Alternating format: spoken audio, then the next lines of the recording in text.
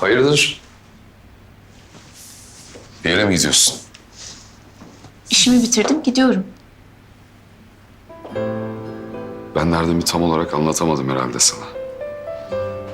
Bir gelişme kaydedemediğimize göre buradayız. Gitmek falan yok. Bırak beni. Bırak da gideyim ne olur. Kahve mi içersin, çay mı? Bir şey içmek istemiyorum. Ben sadece gitmek istiyorum. İzin verir misin lütfen? Veremem. Ha, ama eğer istersen seni alıkoyuyorum diye polis çağırabilirsin. Evi de biliyorlar nasıl olsa. Hemen gelirler. Ben en iyisi kahve yapayım. Gece uzun. Ayakta kalmamızı sağlar. Ben içmeyeceğim. Sen kendine yap.